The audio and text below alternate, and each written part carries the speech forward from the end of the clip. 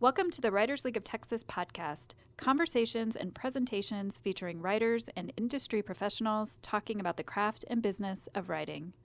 More information about this discussion, including details on our panelists and presenters, can be found at writersleague.org. We hope you enjoy the discussion. All right, you are here tonight for writing great first pages and chapters, and let's get to it. I'm going to introduce my esteemed panelists. To my left, Stacey Swann is the author of the debut novel Olympus, Texas, forthcoming from Doubleday.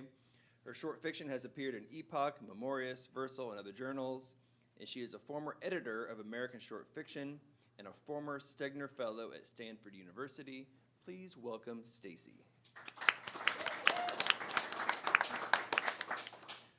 Robert Ashcroft is the author of the science fiction novel The Megorothky. He has worked as a State Department contractor and was recently mobilized to serve abroad with the U.S. Army Reserve. He is currently studying in the low residency MFA program at Fairfield University. Please welcome Robert. Salima Alikhan has written chapter books, middle grade, and young adult novels, and she also writes and illustrates picture books. Her most recent book is the middle grade novel Emmy in the City, a Great Chicago Fire survival story. She's a writing professor at St. Edward's University. Please welcome Salima. And Bridget Farr is the author of the novel Pahlavi Sharma's Guide to Going Home. She's been an elementary and middle school teacher her entire career, most recently in the 6th grade humanities program at an urban public school. She has a master's from the University of Texas at Austin and plans to become an elementary school principal. Bridget is also an actor and producer and has starred in award-winning plays, produced a popular theater series, and written a short film. Please welcome Bridget. So we're going to do something I think is kind of cool tonight, because sometimes when people talk about craft, it can veer toward the abstract. And you think, oh, how do I put that into practice? And so everybody's going to sort of read some first pages and passages and then talk about what makes them great. Before we get to that, though, I thought I would ask you just sort of perhaps a deceivingly simple question, which is, what should the opening of a novel do? Like, besides, like, start the book, like what are we looking for? What makes a good one? When you go to a bookstore like this one and you flip through a book and you're like, oh, nope, and then one hits you. What does a good opening do that it hits you? And Stacey, since you're to my left, I'm going to start with you. I would say that really the one thing that an opening page has to do, and it's the only thing it has to do, is make you want to read beyond the first page. The problem is that's a difficult thing, right? How do you get the reader to want to read beyond the opening page? Because every reader reads for something different, which is why some books, you'll pick up and you'll love from the first page, and some books at Barnes & Noble, you may read the first page, or here at Book People, more appropriately. Barnes & Noble. Sorry, I was in one recently, and so it had stuck in my head. As long as it's not Amazon, right? Don't you get like a pass now for your big chain buying? So for me personally, as a reader, what's drawing me in from the very first page is always the voice. So it doesn't really matter whether it's action, whether it's a question that you want answered. All of those are great ways to open a novel. But for me as a reader, it's always about the voice, and if the voice draws you in and makes you want to keep listening to that voice. Yeah, I really agree with that. I think that voice or tone, if it's not those are kind of interchangeable at a certain point. But if you have a character speaking directly to the reader, they should just know by the end of the first paragraph, like generally what kind of person that character is. And I think you can do that with just the right phrasing, the right slang, or just the right subjects even. I had one book I was going to bring, but then one of the characters was Cherry, actually. But when it was one of the words he used in the first paragraph was controversial enough that I was like, you know what? No, I'm not going to read that in front of a crowd. Other first paragraphs can kind of tie the whole novel in. In Annihilation, his first paragraph is the entire novel almost. However, I don't think you pick that up when you're reading it the first time. I don't know if that's super important. It's just kind of cool when you look back if the writer can do that. Yeah, I completely agree with that too. I think that one of the important things to do is to give some sense of who the character is and what they want. And the first pages are notoriously difficult, at least for me, especially, because you have to, and especially so if you write fantasy or sci-fi or anything that requires world building, but even with contemporary, you have to strike the balance between orienting the reader. Like, you don't want the reader to be confused. You want them to feel grounded. You want them to understand where they are in space. Like, you want them to be able to visualize where they are. And you want to give them a sense of the character, but you also want to give them enough intrigue so that they keep turning the pages. So you don't want to dump them with information, but you also want to give them enough so that they want to keep reading and so that they have a sense of what's going on. So I think that's the delicate balance to strike with the first page. I know coming at the end is a little tricky. I think to add to that for characters, for me too, it feels like it has to be a person that I want to spend time with. It feels a little bit like a first date. Like, even if I don't like them, are they going to be like worth an hour and a half? And so that I want to know enough about the character as a person, and you can do that in a really short amount of actual words. But I think more than at least for what I like reading, more than the setting, it's that person. Is this a person that I want to commit to for a long amount of time? And my favorite characters, I can tell within a few sentences even, that either they're someone who's really relatable, which is in one of the things I brought, or they're very interesting or kind of unnerving, but the person themselves is someone I want to spend time with. With that, then, Bridget, you want to go ahead and read a first page from something that you brought, and then talk a little bit about what it is that you loved about it. Sure. I will bring, and this is actually more than the first page is why I brought this one, but I'll bring it anyway. This is a memoir by Isabelle Gillies. It starts with what, if I described it, would be the most boring first chapter. She's describing photographs. So kind of on premise, it sounds awful that, like, why would you want to read that? I'll read the first page, but then I'm going to talk about it, and then I'll just read the last paragraph so you can kind of see what she does that makes it so effective. So it says, one late August afternoon in our new house in Oberlin, Ohio, my husband Josiah took it upon himself to wallpaper the bathroom with pictures of our family. Over the years, we had collected an enormous number of framed pictures. Some were generations old and really should be called photographs, like the one of Josiah's grandfather, a Daniel Day-Lewis lookalike, strong-looking man sitting in profile on a porch, casually surrounded by all his family, including my father-in-law, Sharma, at age 10. I always thought that picture would have been a good album cover for a southern rock band like Lynyrd Skynyrd. There was one of my great-grandmothers looking beautiful, rich, and Bostonian on her wedding day in 1913. There was a picture of my mother sitting on stairs at Sarah Lawrence College in Jackie O sunglasses and pigtails. Numerous black and white pictures of various family dogs. My grandparents on my mother's side always had somewhere between 2 and 6 black labs around at any given time. There were also 2 St. Bernards, one named McKinley, and one before that, Matterhorn. They lived in Croton, New York on the Hudson River on Quaker Ridge Road and belonged to the John Cheever group of eccentric intellectuals that had a little extra money, mostly from prior generations, and a lot of time on their hands. So she goes on then to describe, in kind of like quirky detail, pages of her grandparents, her husband's photos, her children and their photos, and then the last paragraph of this chapter of photos says, frame after frame of generations of us, our people and the little ones we made. It was security and peace and everything I had always wanted. Josiah left me and the boys a month later for a new member of the faculty, a female professor in his department hired to teach 18th century English literature. So it was so much time spent grounding you as a reader and their family, and you could feel like the walls of those photos and how deep this relationship was, and then in 2 sentences, she just rips it all away, and that's the rest of the book. But I would never have thought that just describing pictures would have done that, but I felt so emotionally attached to their dog and the son with the shark shirt. Like, all of them were detailed and quirky enough that you felt like you really got a sense and already cared about her.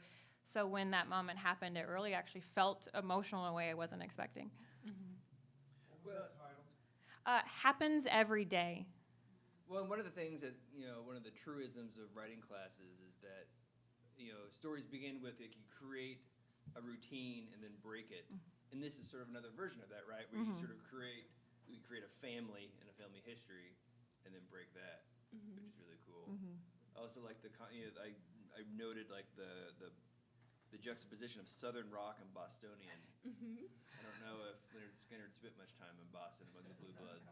Yeah, and it really sets up, in some ways, her and her husband and how they're separate people based on the photos she's describing, and she doesn't ever directly compare it, like, and his family was like this. She just describes them, but you as a reader then get to play, like, oh, he's a little darker. A lot more of his photos are black and white.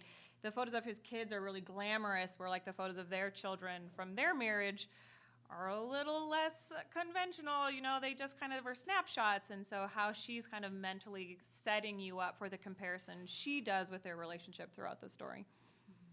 As a writer, when you look at a opening like that, it does the opposite of what we sometimes want to do. Is like, you start in media res, right? We're like, and then I was walking down the street and I had no clothes on and like, right. This is not that. This is sort of close observation. What do you think draws the reader in, expecting there's going to be action, or as a writer yourself, trying to like use close observation? Is there a way to promise action, or that you just hook the readers with like the details?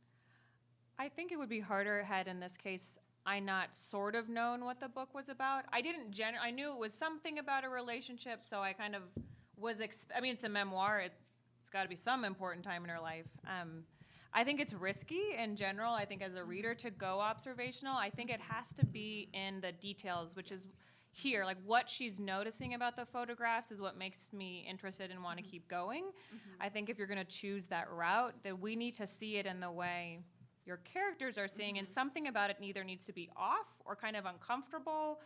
Like, why are you looking at the world this way? That will set you up to trust that something more action-based is coming. And good jacket copy. Yeah, exactly. Salima, how about you? Okay, so I'm on a middle grade kick lately. If you haven't read this book, it's amazing. It's Sweep by Jonathan Auxier, and I think that's how you pronounce his last name.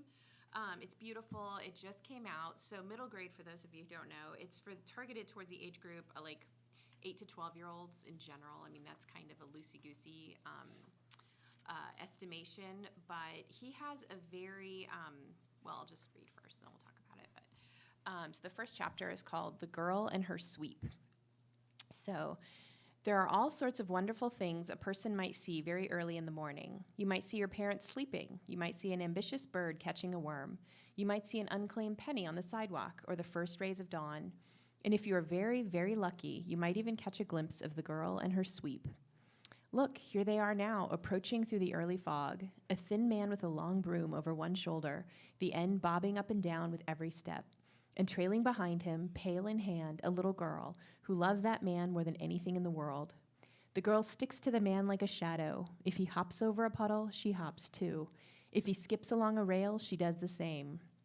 It is clear just by looking at them that the little girl belongs to the man, just as the man belongs to the little girl. And as they pass between sleeping houses, they sing at the top of their lungs. With brush and pail and suit and song, a sweep brings luck all season long.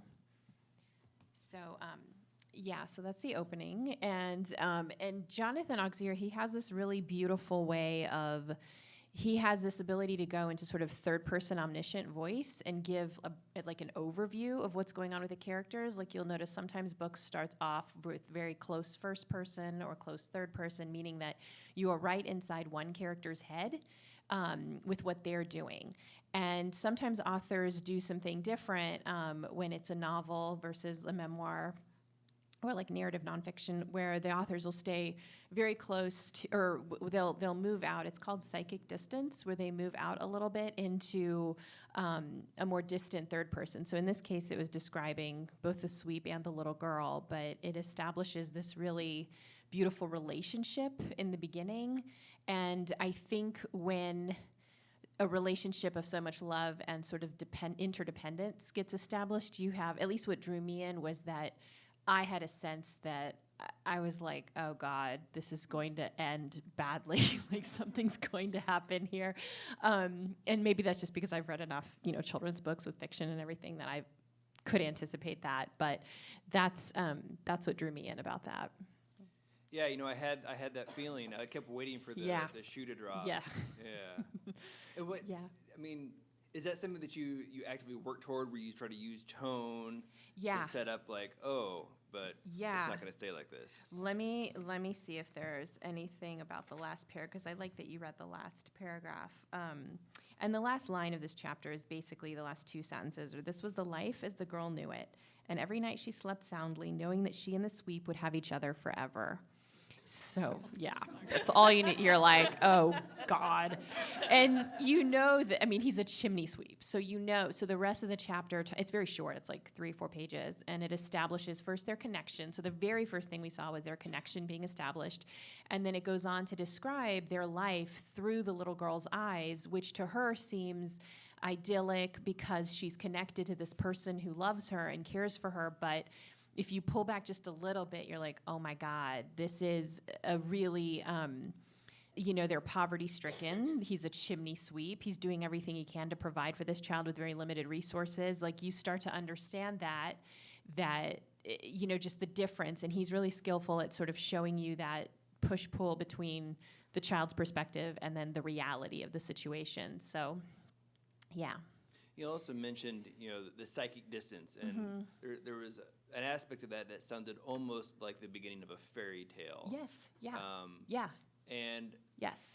Yeah. So, how does one pull that off? How do you sort of create that psychic distance? Does the novel stay at that distance? Are you setting an expectation for the reader? It's always going to maintain this distance, or does it go into their characters? Yeah, I feel it does go into their characters, and he weaves that in really seamlessly. But you'll notice children's books over the years, like a lot of classic children's books from decades ago or even a century ago, they do start off with this sort of further psychic distance where they're talking about several characters and the place that these characters live and the mood. And then as the decades have gone on, now our children's books more often start with like the perspective of one character. So this book does eventually go, but it interlaces sort of her memories with the sweep with her current life. So, yeah, so the little girl's name is Nan. So the next chapter right after the end that I just read, it starts off with Nan's perspective. So, yeah, it's a great book. I know it sounded super sad, but it's worth reading. It's also just really beautiful. So, very cool. Robert?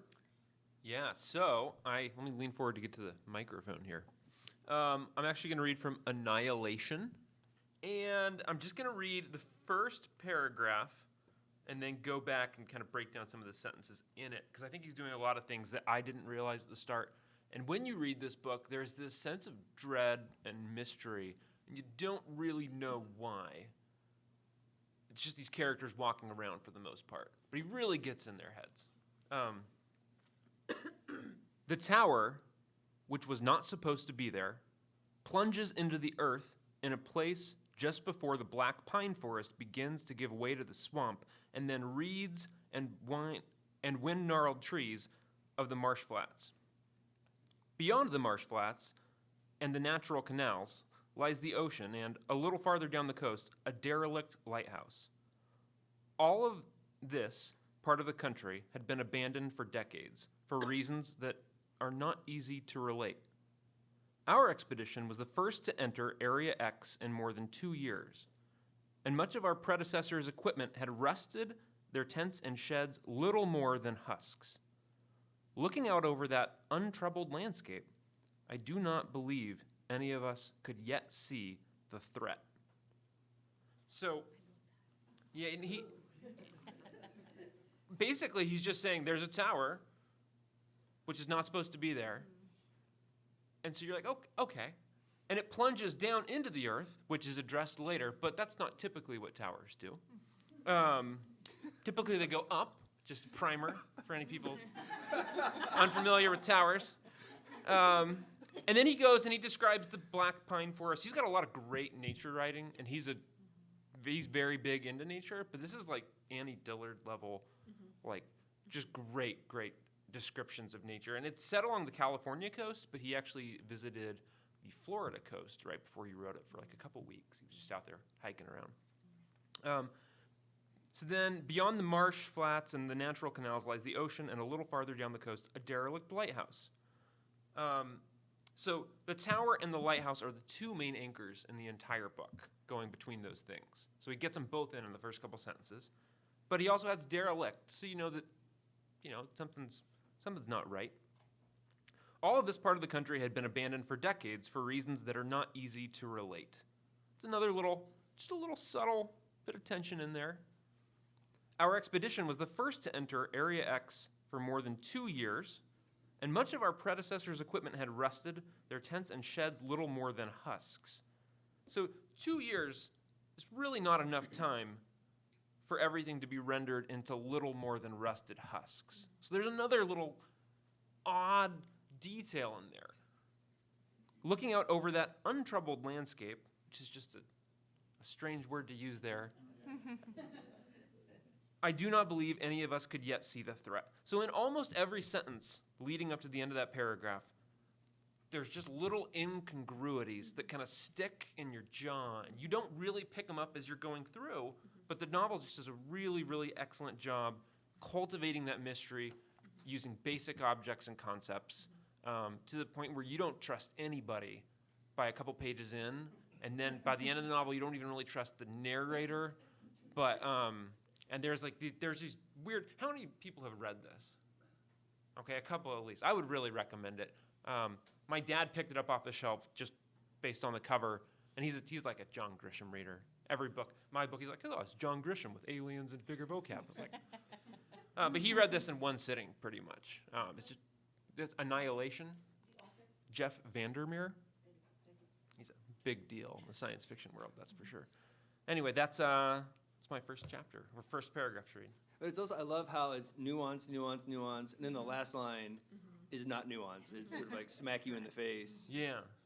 Also, I don't know if I heard right. I don't think there was any kind of like pronoun, like our, like sort of like first person until like the third or fourth sentence, right? Yeah, it's a really distanced writing style a lot of times because he'll actually, I wrote a craft paper for my MFA course on this book not too long ago, but he does a great job of, him and Annie Dillard both in her book Pilgrim at Tinker Creek will do 2 or 3 sentences of really hard just observation. Like she has a part where she parks along the side of the road and sees the sun coming across the asphalt and stuff, and then there's this dog and she pets the dog on the head, and then she thinks about life, and like they find these ways to weave in, like a falcon will be spiraling, and they'll use that metaphor as like they spiraled into their mind and thought about a concept. And then they really just seamlessly move from descriptions about the world to descriptions of their interior life, and then these realizations that can be kind of blunt in the sense of like, here's the hook, they couldn't see the threat. But it's built on such a solid paragraph beforehand that it really works. I think the first line, too, is incredible. The tower is just not supposed to be there. Yeah. Really good. Also, it expands the possibilities for the narration, right? Like, I know my own writing is going poorly when every sentence begins with like he, she, I. You're like, oh, this is bad. And he doesn't have a sentence like that for quite a while. No. So, yeah. Stacey. It's a weird experience when Michael, he had emailed us all and said, bring in something that you think has a really great first page. And it's really weird to like go through your bookshelf and all these books you love and read the first page and be like, oh, well, it's an okay first page, but it's not as good as like, I love it's a favorite book. And I'm like, I don't really want to read that. But the first page I'm reading is from Beloved by Toni Morrison, which is one of those when you pick up and reread, you're like, oh yeah, that's a brilliant first page. And so it's the first page and it's also the first paragraph. So it's a kind of page-long paragraph. And if you haven't read it, it kind of drops you in abruptly with a number 124, and that's the house number. So she's talking about a house. 124 was spiteful, full of a baby's venom. The women in the house knew it, and so did the children. For years, each put up with the spite in his own way. But by 1873, Seth and her daughter Denver were its only victims. The grandmother, Baby Suggs, was dead, and the sons, Howard and Bugler, had run away by the time they were 13 years old, as soon as merely looking in a mirror shattered it. That was a signal for burglar. As soon as two tiny handprints appeared in the cake, that was it for Howard. Neither boy waited to see more. Another kettleful of chickpeas smoking in a heap on the floor, soda crackers crumbled and strewn in a line next to the door sill. Nor did they wait for one of the relief periods, the weeks, months even, when nothing was disturbed. No, each one fled at once, the moment the house committed what, for him, was the one insult not to be borne or witnessed a second time. Within 2 months, in the dead of winter, leaving their grandmother, baby Suggs, Seth, their mother, and their little sister Denver, all by themselves in the gray and white house on Bluestone Road. It didn't have a number then because Cincinnati didn't stretch that far. In fact, Ohio had been calling itself a state for only 70 years when first one brother and then the next stuffed quilt packing into his hat, snatched up his shoes, and crept away from the lively spite the house felt for them.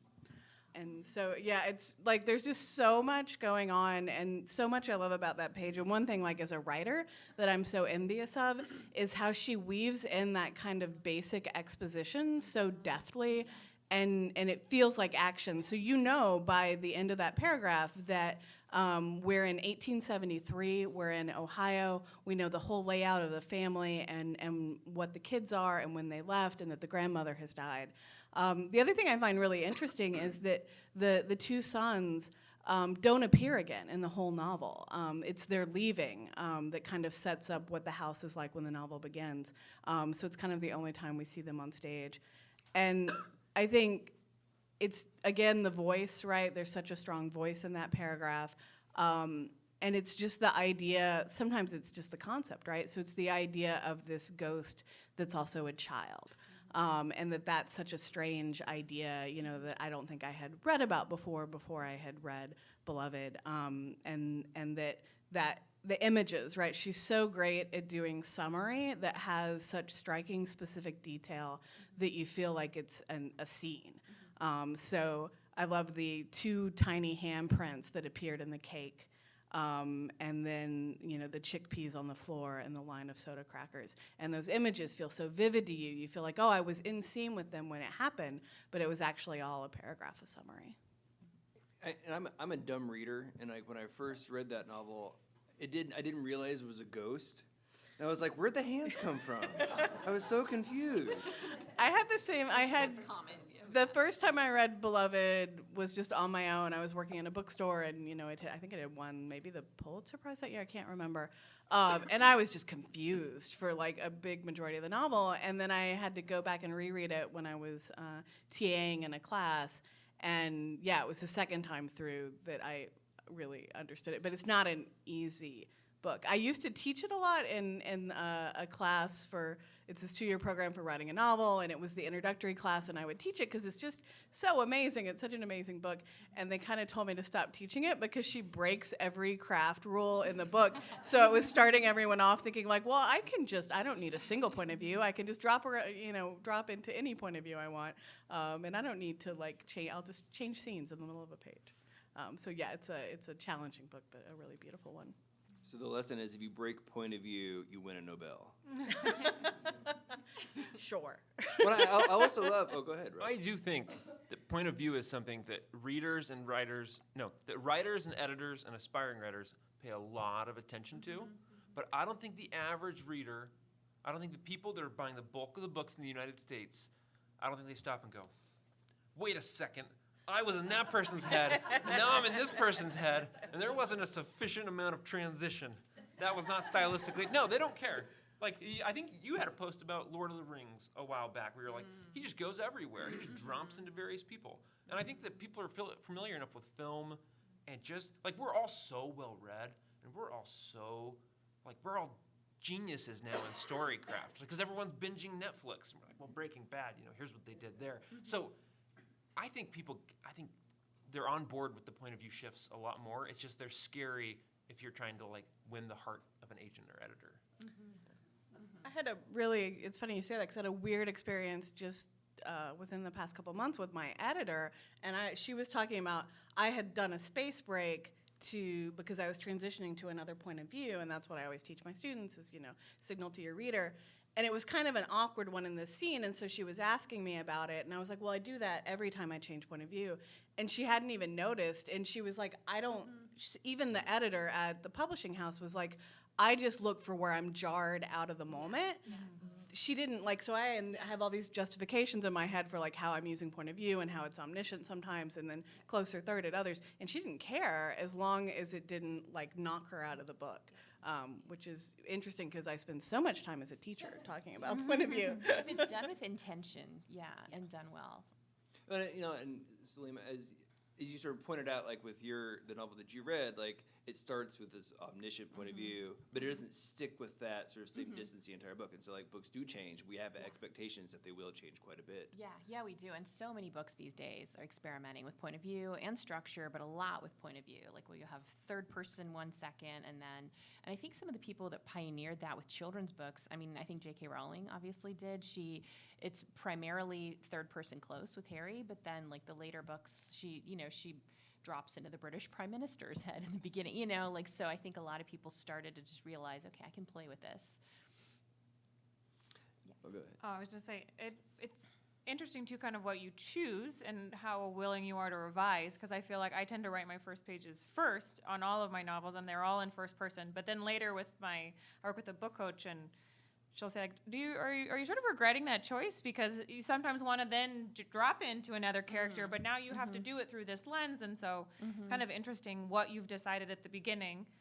Do you keep that, or you just say, scrap it, I'm going to go back, but then you're having to rewrite usually what, for me anyway, was my inspiration for that the story, what got me excited about it. So it's kind of an interesting how you set it up can change kind of the story you end up writing, because how much you go into other characters is going to depend on what voice you either started with or decided on. Phil Pullman does this really beautifully with his dark materials too. He's one of those ones, it's completely seamless. You never noticed it, but then when you really think about it, you're like, wait a minute. We just pulled way out. He'll drop into so many different creatures and people's heads. It's primarily Lyra and Will, but he can just pull in and out so skillfully. So.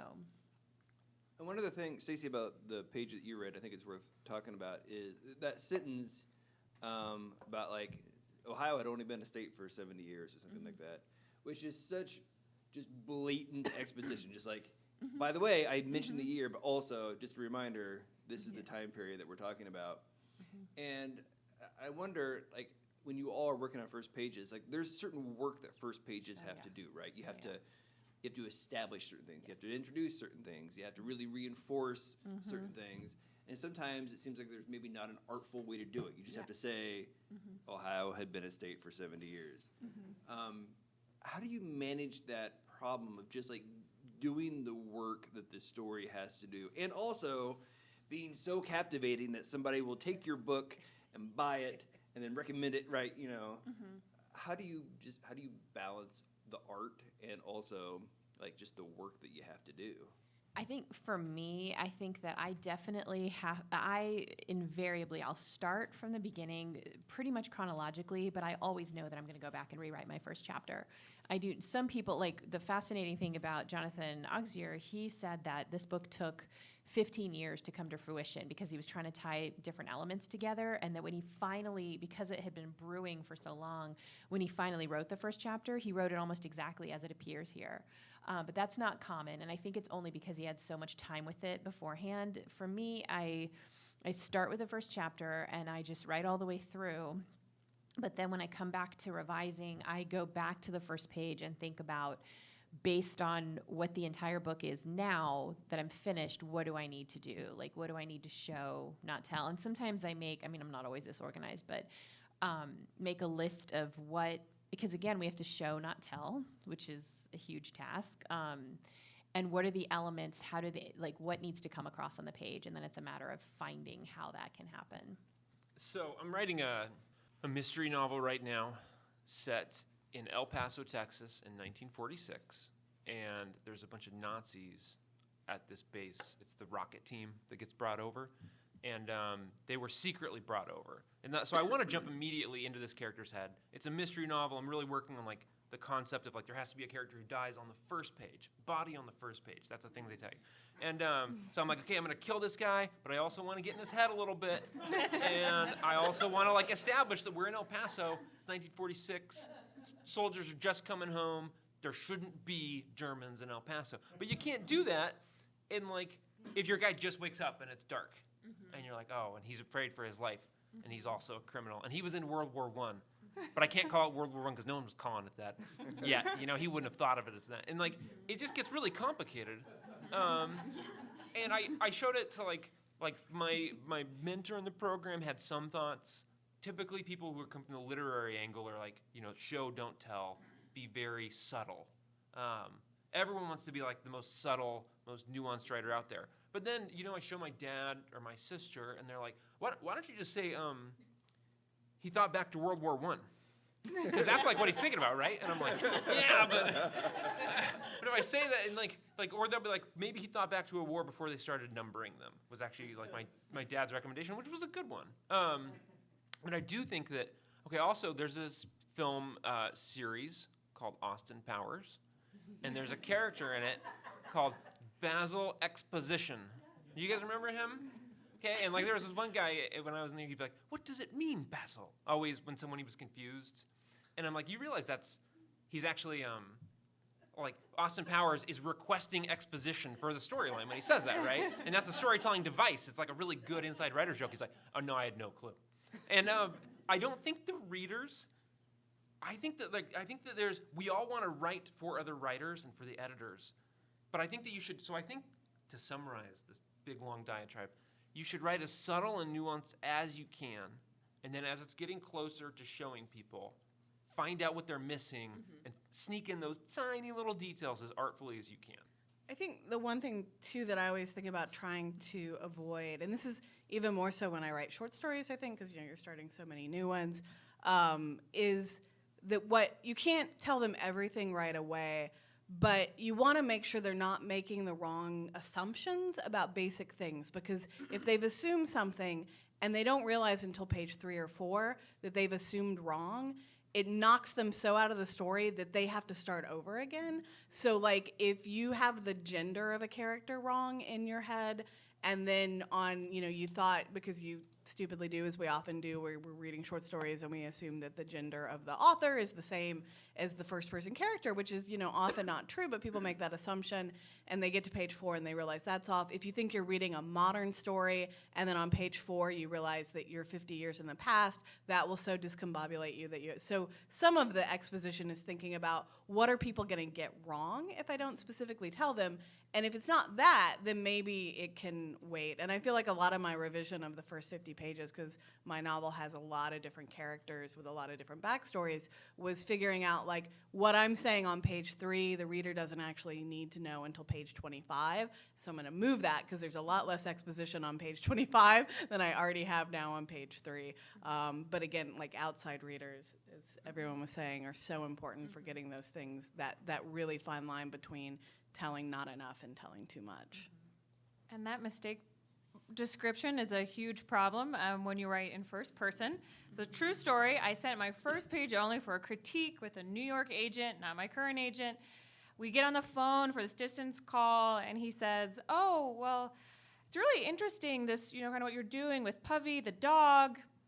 And I was like, "Excuse me?" And he's like, I know like a lot of middle graders told, like from an animal's point of view, so it's like the dog's like being fostered by a family. I was like, oh my God, no, she is a human being. She's a foster child, not a foster dog.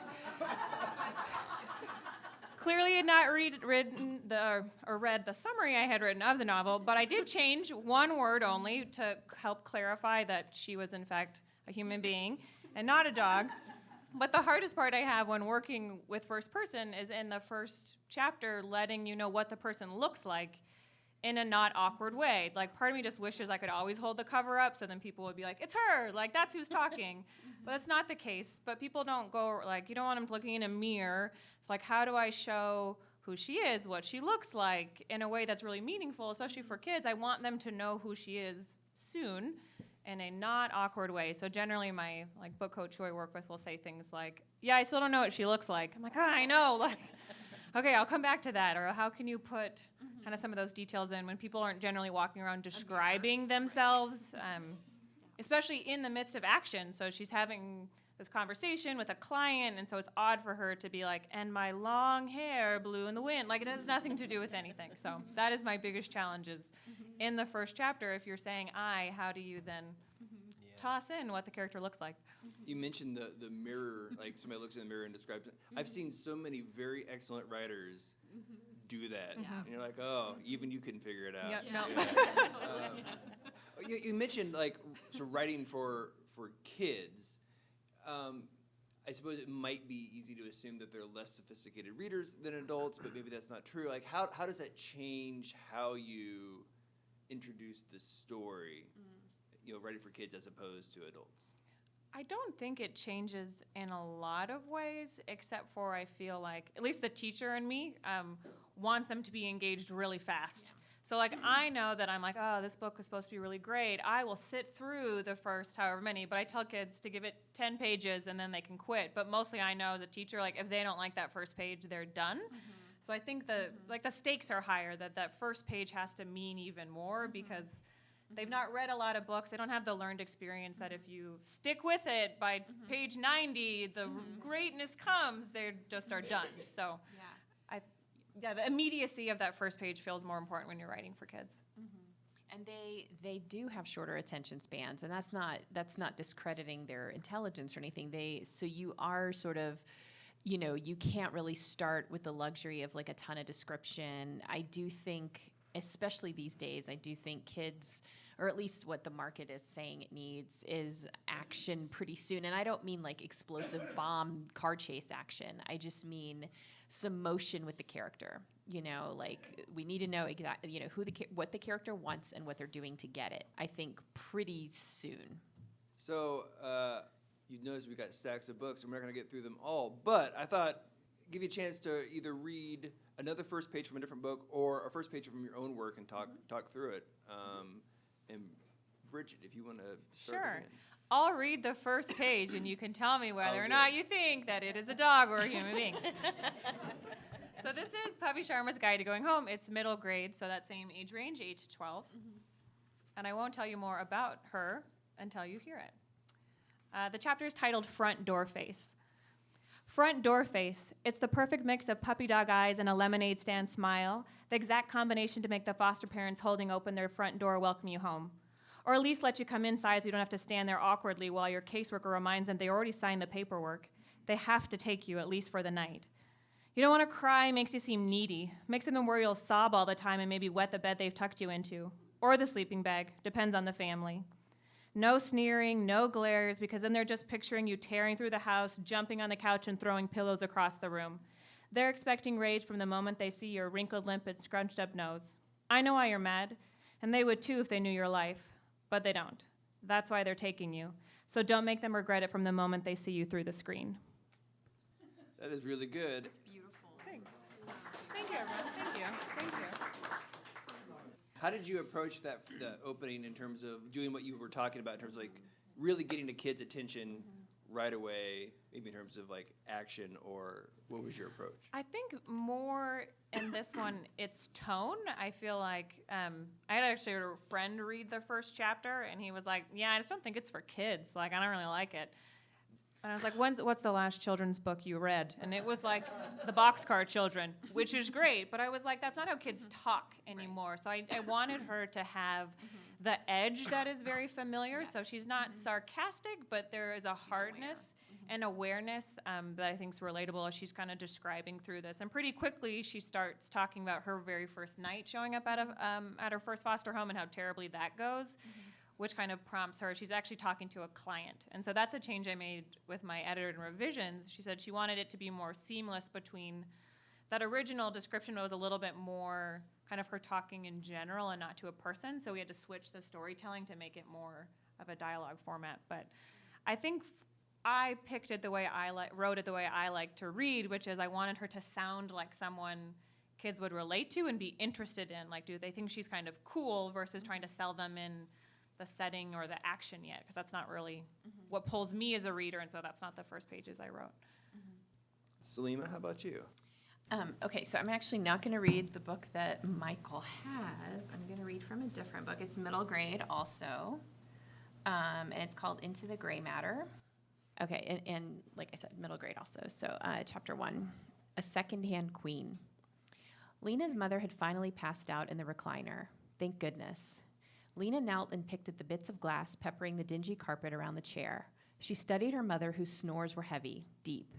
Even though her mom was snoring, the shaft of light from the street lamp outside crowned the top of her head, making her look like a queen. But it was hard to admit, but Lena took a deep breath and went ahead and admitted it. She looked like a second-hand queen, a retired queen, an out-of-business queen. The light poured through the high basement windows. It pooled around her mom's feet in a row of sad rhombuses on the carpet, and it lit up the glass shards near her toes. Lena picked up the glass carefully, making sure to get every tiny shard glinting in the streetlight's beam. If this were a fairy tale, she'd be like Cinderella, just cleaning up while she waited for her mom to wake up from an enchanted sleep. Her mom would have temporarily lost her queenly powers, but that was okay, because Lena would be there to make sure the kingdom ran smoothly till she came back to her senses.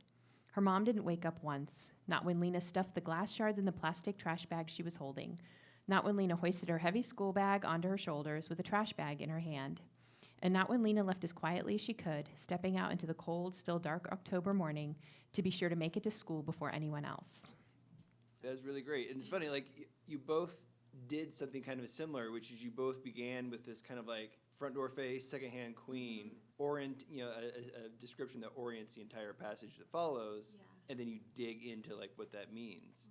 Yeah, it was hard. With this one, it's so basically I had to establish that this kid is in an untenable situation, but because it's middle grade, I wanted to start off letting readers know that, but not like plunging them into the horror of what might be going on. So I had to be careful with that. And then I had to show that she's kind of the way her mind works, that she's in a little bit of denial, but that she also can see sort of what's going on, you know? So it was very difficult to come up or to sort of pull that off with those circumstances, so that she's in a bad situation and she's coping. That's kind of how I had to show, like, and we don't know yet exactly what's going on from the first page, but we have some sense, you know. So you were talking about distance earlier, so the distance between like the narration and the character, but here you've also got like the character's sort of distance from the situation that she's in. Yeah, I can imagine that would take a while to sort of solve and puzzle out. How did you go about figuring it out? Just like tweaking and tweaking and tweaking? Yeah, tweaking and tweaking. And there were many, there were so many possible openings because a large part of this story takes place sort of in a fantasy world. So it's kind of like the Phantom Tollbooth, if you guys have, it's like a cross between Coraline and the Phantom Tollbooth, sort of where she goes into sort of a magical reality where she learns, she has adventures and gets the tools she needs to cope with the real world. So I had to figure out, what do we need to know about the real world situation?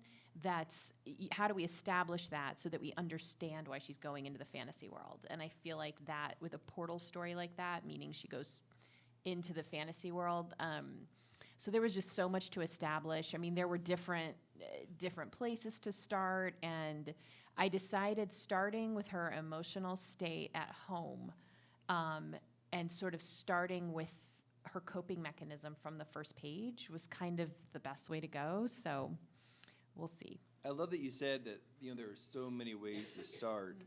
I suspect that all four of you have felt that way. At a certain point, you're like, I could do anything here, and it's not exciting; it's frightening. You're like, I don't know what to do. It's a good reminder. Yeah. Robert. And I thought like that character was so likable just from the get-go, from a couple paragraphs. It's always good when you can be rooting for a character from like the third paragraph in. Be like, the book that I did write and get published, my first and hopefully not my last year, is this one. But I'm not going to read from that because I would like feedback on the next book I'm writing. And this has not been read aloud to people, so it's going to be my first time. But it is like the 10th draft, so I hope it's not terrible. And this is the one I was describing. It's in Fort Bliss, which is in El Paso, Texas, in March 2nd of 1946. Hans Schuler woke in darkness. A sound had triggered his reptile brain. a knock at the door, or perhaps the pop of a spring-loaded window. Breathing slowly, he waited and listened.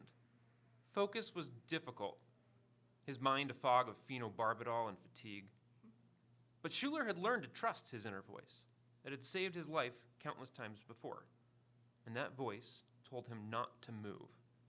Wait. Listen. Seconds passed, perhaps a minute, then two. The door to his room was open, and the empty bungalow creaked in the desert wind. He debated getting up and searching the house. He imagined himself walking through the small living room and kitchenette, the hastily laid linoleum, the Spartan wooden furniture, all courtesy of the U.S. Army. In the end, he could only stay alert for so long. Perhaps the sound had only been an animal outside the thin walls or a figment of his imagination. Sustained hypervigilance leads to exhaustion or panic. Relax. Sleep. Still, he couldn't shake the uneasy feeling that something was wrong. So, I hope there's a little tension there. And then this guy will be dead within the next 4 paragraphs. And you'll know who he is, and hopefully that'll set off. And then you have to write the intro for the actual detective, which is like another mini opening, which is just cruel. But I'm getting on board. Meg Gardner did a one-page salon reading not too long ago that I was like, you know what? Why can't I write something like that? That's just tension from the get-go. Also, I love how the opening scene, even though this guy's about to die, it's a scene that we've all had that feeling where you wake up in the middle of the night and you're like, do I get up out of the bed? Do I know what I'm going to do? And then it's sort of like every person's scene until the word army. Mm-hmm. And then we're like, oh, this is not everyone's experience. This is like a more particular experience. So my question was, how did you establish, because basically is this character you opened with like a dispensable character, like just sort of like a body, basically like the potential for... Yeah, he's, no, the mystery is going to kind of, obviously it'll circle around the detective more so. Right. But the clues will lead to who is this guy, and was this person good or bad, what type of brother was he, and then Werner von Braun is like another huge character. So it's, but he is, in the first mystery I wrote, I had like no backstory written for the guy who died at all. Like I kind of forgot about him halfway through it. Like, I'm a literary writer. I'm just exploring Korea. So this one I actually have like, I've done multiple giant like butcher paper outlines, and yeah, man, I'm really trying to plot it, which is so hard. But I hope it'll go well. We'll see. I'm about a third of the way through. Stacy? Yeah. All right, so this is the first page of the novel that's coming out at some point in the future, which I hope to be done revising very, very soon, because it has gone on a very long time, this revision. But the first page has actually been the same for a very long time. Drive down in the dark, in the fog, thick white against the headlights and the windshield, the world without form and without shape. Follow the sound of gravel grinding under tires as it slips and shifts. Smooth and quiet means you're headed into the ditch. Cross over metal pipes, the thump, thump, thump of the cattle guard. Downhill into the bottomland, the gritty crunch now covered by the bawling of frogs and cicadas. Stop the car, wait. The sun will rise and burn the land into relief. When morning comes, the view is a tangle of trees and underbrush, bur oak and cedar elm, pecan and supplejack, poison oak and Mustang grapevines. Not a hiking forest, but scratchy impenetrability, like a 10-acre fence gapped only by this thin dirt road. Cow pastures lie somewhere near in this border between oak savannas and Gulf prairies, but here is just a small clearing with a large white house guarded by a sextet of cottonwoods. Wind lifts the cotton from the trees and it snows down on the house, 2 stories with 4 large columns careening up the front, broken in the middle by a spindle railing and balcony. Windows peep from the gabled roof. Bermuda grass covers the lawn, interrupted by square flower beds lined out with railroad ties, the smell of roses and creosote. So that opening is never what I would tell my students to open a novel with, because it's a full page of just physical description, which I hope is offset by the kind of almost the way that the narrative voice puts you into the car is making you look, and so the hope is that kind of overcomes it. And I kept waiting for someone to tell me I had to change the opening to have more action sooner, and no one did. So it's staying as it is. But knowing there's this slow start after you get a page of the land, then you get introduced to characters. But it's a relatively short first chapter. It's, I think, between 5 and 7 pages. And I made sure by the last page of that first chapter that the actual conflict that is kind of the main the inciting incident of the novel was there. So that you might have kind of a slower first page, but that I make up for it by giving you kind of like the big plot point within the first 7 pages. It also reminds me, so many movies set in sort of a particular historical time period begin with like a carriage or a car. We're trotting along with the horses and the credits are rolling and we're coming up onto the big house. And I know that your novel's sort of like a big family drama, which it seems appropriate for that kind of opening for that kind of story. And so I wonder if that's why people were like, yeah, this is great because this is what these stories do. Right. I hope so. And like part of because the novel's about a Texas family, but I'm also pulling a lot of stuff from Greek mythology, and I've a lot of like stuff kind of taken from Ovid's Metamorphosis. And so the beginning of Ovid's Metamorphosis kind of has that kind of introduction to the world. And so when I was starting the book, I was using that as kind of like a template. So the hope there is that it also sets up this other kind of element of the story, which is the parallels that are going on between kind of like a regular modern story and what it's trying to evoke that way. And as we like to say in writing workshops, if it's good enough for Ovid, it's probably good enough for you too. Drop an Ovid. Let's turn it over to the audience for a few questions. To prologue or not to prologue? Prologue or not to prologue? That's funny because one of the books I brought Tuck Everlasting has one of the best prologues ever. At least children's authors, I don't know if you've had this experience. I've been told prologues right now are so maligned in the children's book world. Like, agents and editors especially, they'll say, don't do it. But I do see them done sometimes well. But what we're told with our specific genre is not to. Is that what you're told? I didn't have the conversation mostly because it doesn't. A prologue, I mean, it just doesn't really fit, I feel like, in what I was writing, so I never had to have the conversation. But I hadn't read very many prologues in any recent middle grade fiction. In my MFA program, they definitely said not to. But again, I think you can break that rule if you do it well. A lot of older books do it, again, beautifully, but maybe because of the assumption that kids' attention spans are much less these days than they were, maybe that's why they're cautioning against it. I don't know how it is in the adult lit world. I mean, I think it's a tool, and you've got to make sure you're doing it well. I think if it's a good prologue, then the person's not even going to realize they're reading a prologue. Yeah. I might end up doing a prologue for this one, or the body chapter might just be the prologue, and then chapter 1 starts with the detective. But it should definitely be one of those things that doesn't feel like a burden. I feel like the reason it's so hard to get beyond the beta read / editor stage is because I know if someone sends me a Word document and it says prologue and there's 4 pages before the first chapter, I'm just like, oh no, this is going to be such an investment. So if it feels like that, then don't do it. But if you can make it like snappy and fun or introduce it as really necessary, then I think go for it. My opening actually started off as a prologue, and I got so worried about it because you just hear so often not to do a prologue that I wound up, and I could easily do this, folding it into the first chapter because it's not something that's distinct in time and place from the rest of it.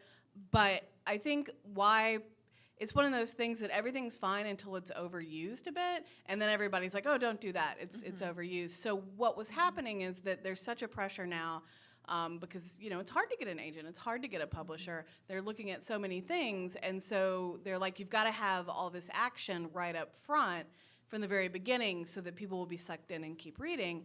And the prologue was a way to do that without having to totally alter your first chapter, right? Because the prologue can go anywhere in time, anywhere in place. we'll throw you in, there'll be some high action, you'll be hooked, and then I get to keep the opening that I want.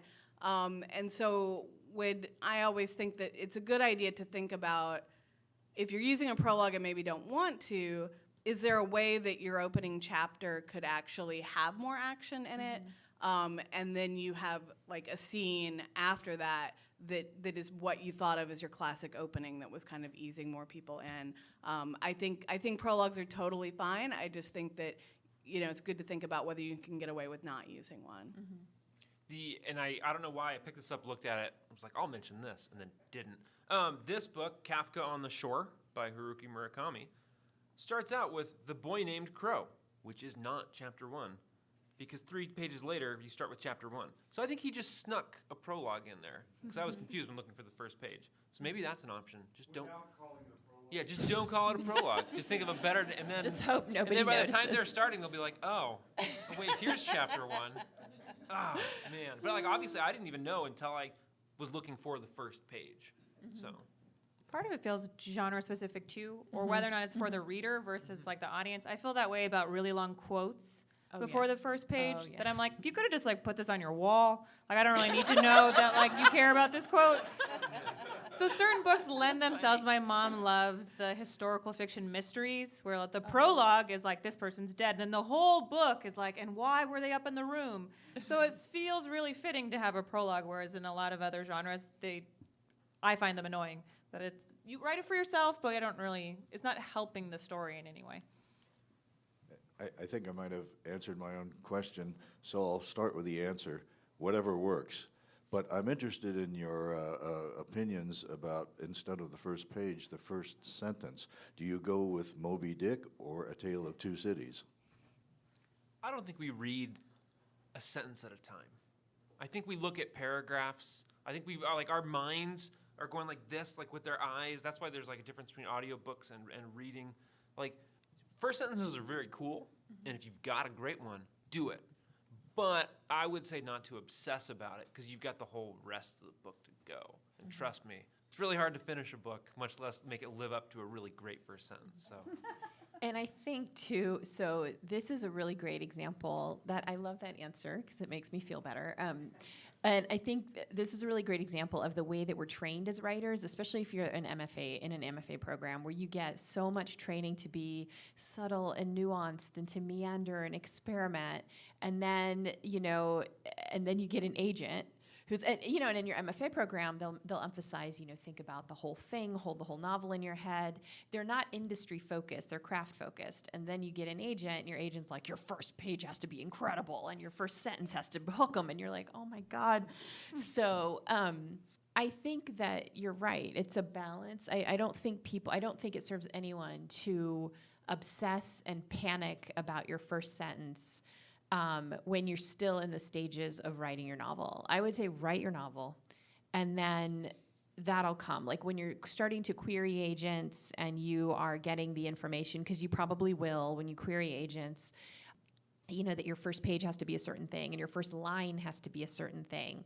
That's the point at which you can start thinking about that. And you'll, likely at that point you'll have a first page, and hopefully it would just be a matter of finding a way to begin that feels like it's intriguing. But again, I don't think it serves anyone while they're in the process of writing a book to really obsess about that. My first line in this book is sentence is 3 words, and then I was like, oh no.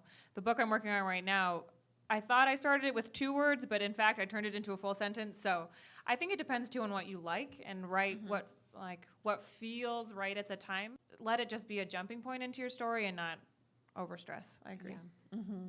Yeah, I feel like a lot of times, especially when we're writing like our first novels, because it's such a hard thing to write a whole novel, we obsess about getting the beginning perfect before we move on. And there is something to be said for like feeling like you've really got the voice of it down, the tone of it down. But I really believe that you do not need to mess with that first chapter a ton, because you never know if it's going to stay the first chapter until you get all the way to the end. Absolutely. And you'll find that like novels in general, the first chapters or the first scenes and the last chapters or last scenes are very much often in conversation with each other in interesting ways. And sometimes that's just coming out subconsciously. You're not planning it and it already does it. But it's really fun if you just start pulling out books from your bookcase, look at the first sentence and the last sentence, and quite often there's like a really neat connection there. And so if you're thinking about your first sentence and you're already done, you're revised, the book is feeling complete, but you're not sure if the first sentence is right, then that's something you can do sometimes, is to go to your last, because usually the last paragraph's right? It just feels right. And see how they're talking to each other to see if maybe you can approach it from a different angle. Yeah, and if you're going to obsess over one thing as a writer that I think both terrible but also necessary, obsess over the pitch, and especially if you're in the early concepts. This book I've never had a solid pitch for. It's complicated. There's a lot of stuff going on. So then the next books I've written, I sat down and said, like, if I sit down next to someone on an airplane, I should be able to explain it in one sentence, and they should be able to go, yeah, I think I'd like to read that. And it sounds shallow because we want everything to be like this tome of like integrity, and it's just so mysterious and layered, and you could never put it in one sentence. But it doesn't have to. You don't have to describe the whole thing. You just gotta have that one little hook for them. And then when they start reading, they're gonna instantly go beyond that first sentence. Now the first page I still think very, very important for selling it, but that first sentence is maybe a little too focused. I think it's really important to think of the craft and the industry as separate things, and that the first, because I've known so many people, including students, who start off obsessing about their first page, their first chapter, and they don't have the whole book in their heads yet. They don't even know exactly what they want to write. And they're thinking about agents already. They're thinking about editors already. They're thinking about the storm of compare and despair that happens on Twitter, where you're seeing people sell tons of books, and that doesn't serve you. If it helps you to stay sort of abreast of the industry news, and you can do that without letting it infect your craft as you hone your craft, I think honing your craft is the most important thing, period. And then everything else comes after that. So I always tell students, I'm like, I understand why you want to get your first chapter so flawless, but yeah, you have to, the whole story is really what matters. And so, and the way I write is, some people, actually it's really interesting because I heard that Natalie Babbitt, who wrote Tuck Everlasting, that she wrote line by line and waited until one sentence was perfect before she moved on to the next. So she wrote, I would never recommend that. I don't know how she pulled that off, but I would never, but I do think some people are very skilled at holding a whole novel in their head as they write. Like they already know the rising action, they know the climax, they know the falling action. Most of us aren't necessarily that way, and we have to find our way through the novel as we go. So that's why I don't think obsessing about the first chapter that way is super helpful. I think doing your best with the first chapter, but mostly thinking about the trajectory of the whole book is the important thing. I believe the working title of that book was Tome of Integrity. And then she decided Tuck Everlasting would be so much better. All right, well, we like to end on just a quick question, which is, what can we look for coming from you soon or next? And I think that's an easy question to answer because you've all sort of been telling us what you're working on, but I don't know, clue us in. When can we look for something? I don't think I have anything soon. So my novel is now coming out February of 2021. So that's my next thing coming out. I have a short story coming out in Dark Moon Digest. It's a horror story. Probably not all ages appropriate, but if you like horror journals, then it's nothing too far out of the ordinary. And then I would love to get that first page I read to you, that novel, The Wolf of White Sands is what it's going to be called. That's a good name. I'd love to get that published in the next year or so, and I believe in it. So I have 2 chapter books for Capstone coming out in 2020, and then 1 chapter book for Raycraft coming out, and that's the beginning of a chapter book series, so that'll be fun. And then I'm working on a couple other things, which obviously I hope will sell, a middle grade and a YA sci-fi. So It's not official yet because I don't have a title, which I will say is a lot harder to write than the first line. This was not my original title. It was Front Door Face, and now for the new book, I'm going back and forth, and I think I came up with 45 titles for this novel back and forth with my publisher. They just kept saying, not quite, and so now I'm redoing that. But I'll have, when the title comes, another middle grade novel about a girl running a dress code protest at her school in spring of 2021. And then I'm working on like the YA version of Educated, if you've read that. Ooh, that's such a great Yeah, it's based in memoir. Montana, where I'm from. So yeah, it started out as middle grade, and then because you don't base it all on your first chapter, it got darker beyond the level of middle grade. So it might hop over into YA for that one. Please give our panelists a warm round of applause. This has been the Writers League of Texas podcast. For more information about the Writers League of Texas and our many programs and services for writers, visit our website at writersleague.org. Email us at wlt@writersleague.org or give us a call at 512-499-8914. Thank you for listening.